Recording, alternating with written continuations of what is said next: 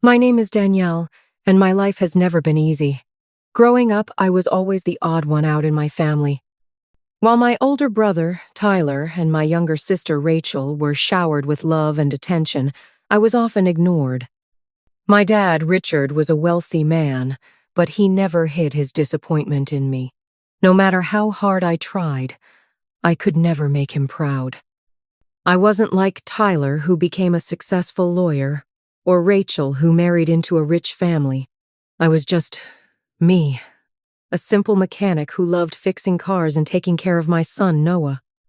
My husband, Mike, passed away when Noah was just 5, and since then it's been just the two of us against the world.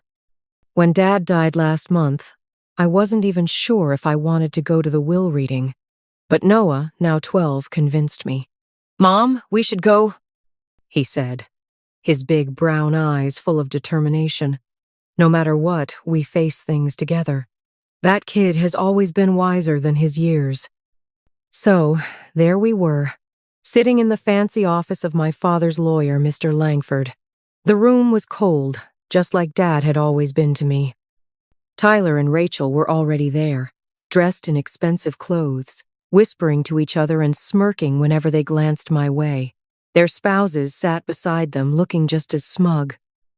Mr. Langford cleared his throat and began reading the will. As expected, Tyler got the biggest share of the family business, the luxury penthouse in the city, and a hefty sum of money. Rachel inherited Dad's vacation homes and a trust fund set up for her kids. Then it was my turn. The room went quiet as Mr. Langford adjusted his glasses. "To my daughter Danielle," he read, "I leave the old house in Briarwood Meadows and the sum of 5,000. A beat of silence. Then, Tyler burst out laughing. Rachel covered her mouth, trying to hide her giggles. Even their spouses joined in. My face burned with shame.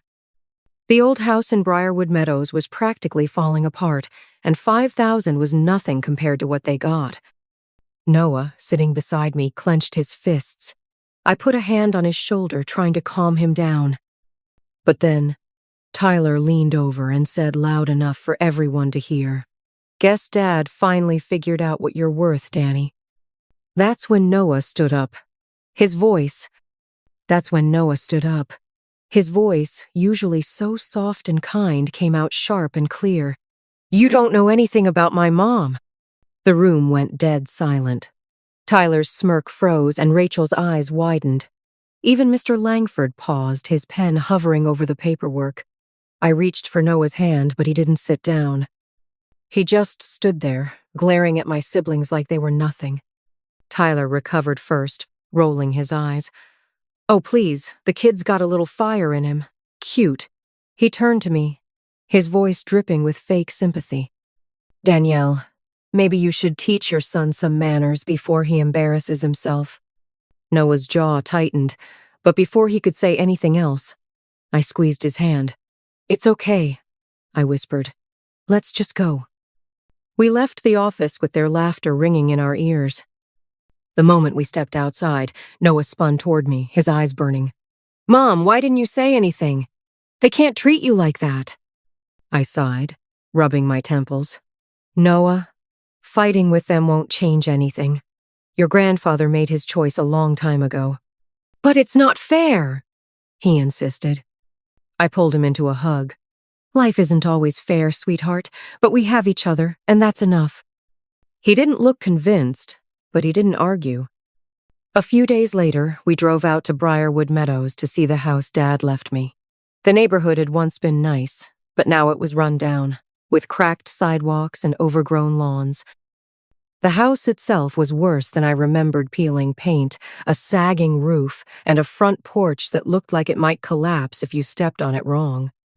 Noah wrinkled his nose. "We're not actually going to live here, right?" I forced a smile. "No, of course not, but maybe we can fix it up and sell it." We stepped inside, and the smell of mildew hit me immediately. The floors creaked under our feet, and the wallpaper was yellowed and peeling.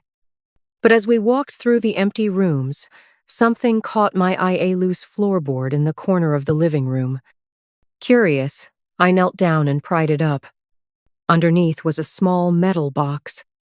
Noah crouched beside me. "What is that?" My heart pounded as I lifted it out. It was locked, but the key was taped to the bottom. With shaky hands, I opened it. Inside was a single piece of paper. I unfolded it and read the words aloud. "If you're reading this, Danielle, then you were the only one who ever really understood me. The real treasure isn't in the money. It's in the garage." Noah and I looked at each other, stunned. Then, from outside, we heard the sound of tires screeching to a halt. I rushed to the window just in time to see Tyler's car pull up, followed by Rachel's. They had found us, and they didn't look happy. I barely had time to shove the note into my pocket before the front door burst open. Tyler stormed in first, his face red with anger.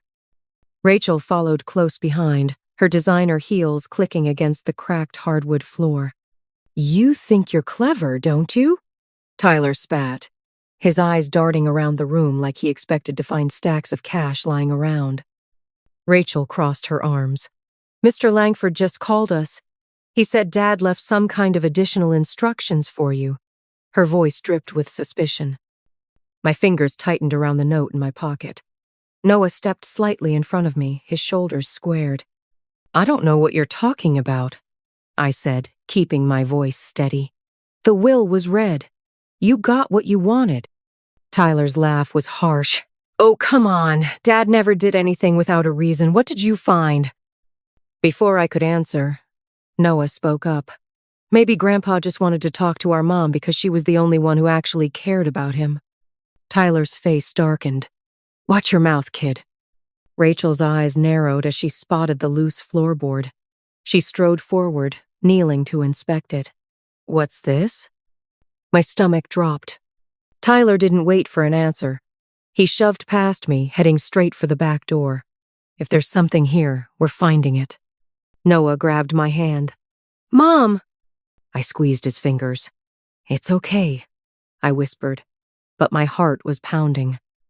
We followed them outside to the detached garage, a crumbling structure with rusted hinges and faded paint. Tyler yanked the door open, and the smell of old oil and dust washed over us. Inside, the space was cluttered with boxes, old tools, and a tarp-covered shape in the corner. Rachel marched forward and pulled the tarp off. Underneath was a car. Not just any car. A 1967 Chevrolet Corvette Stingray, cherry red, its polished chrome gleaming even in the dim garage light. Tyler's jaw dropped. "No way." Rachel's eyes widened. This is Dad's first car. The one he always said was his most prized possession." I stepped forward, my throat tight. I remembered this car. Dad had bought it when he was young, restored it himself. He used to say it was the only thing he ever loved more than his business. And now, it was mine. Tyler whirled on me. "You knew about this." I shook my head. "No, Bull!" he snapped.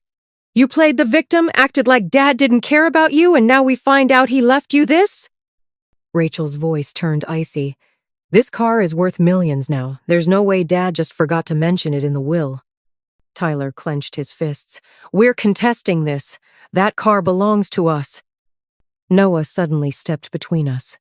"No, it's hers." His voice was firm. "Grandpa left it to her because she was the only one who ever listened to him. The only one who loved him." For a second, no one spoke. Then Tyler smirked. "Fine, keep the car, but good luck keeping it safe." With that, he turned and stormed out, Rachel right behind him. The moment they were gone, my legs nearly gave out. Noah grabbed my arm. "Mom, you okay?" I stared at the Corvette, my mind racing. Dad had left this for me. Not Tyler, not Rachel, me. But Tyler's threat hung in the air. "Good luck keeping it safe." I looked at Noah. "We need to get this car out of here, now." Just then, my phone buzzed. A text from an unknown number. "You really think it's going to be that easy?" My blood ran cold. Because attached to the message was a photo. A photo of Noah walking home from school. And beneath it, one word. Mine. The moment I saw that text, that terrifying photo of Noah with the word mine, my entire body went cold. I grabbed Noah's arm and yanked him toward the garage door. We're leaving. Now. Tyler's voice cut through the darkness from outside. Going somewhere, little sister? The garage door rattled as someone pounded on it from the outside. Noah's breath came fast beside me. Mom! Back door, I whispered. We turned just in time to see Rachel stepping through it, her designer purse looking absurd in the dusty garage. Well, look what we have here, she said, her voice sugary sweet. Dad's real favorite child. Tyler kicked open the main garage door, his expensive shoes crunching on broken concrete. Two hulking men I didn't recognize flanked him. Noah pressed against me. I could feel his heart pounding through his jacket. You really thought you could just take what's ours? Tyler spat. He pulled out his phone, the same one that had sent that threatening text. Sign over the car and the property or things get ugly. One of the men cracked his knuckles. The other smiled, showing gold teeth. Then Noah did something that shocked us all. He darted to the Corvette and yanked open the driver's side door. Grandpa left something else, he shouted, pulling a yellowed envelope from under the seat. Tyler's eyes locked onto it like a shark smelling blood. Give me that! No. Noah held it high. It's addressed to Mom. Rachel made a grab for it, but I shoved her back hard. She stumbled into a stack of tires with a shriek. Tyler snarled and lunged at Noah. That's when the police sirens wailed. Red and blue lights flooded the garage as 3 squad cars skidded into the driveway. Officers poured out, guns drawn. Lou stepped out from behind them, his mechanic's shirt covered in grease. Told you I'd take care of it, he growled at Tyler. As the cops tackled Tyler and his goons, I finally opened the envelope with shaking hands. Inside were 3 things. 1. A deed to 500 acres of land near the old Johnson farm. 2. A letter from Dad.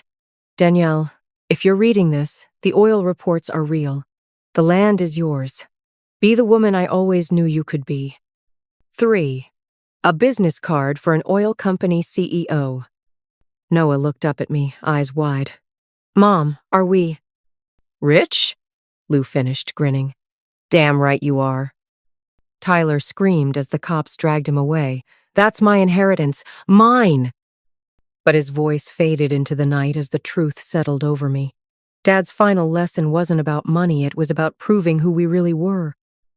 And as I held Noah close, watching the police lights reflect in the Corvette's flawless paint, I realized something. The best revenge wasn't getting rich. It was living well,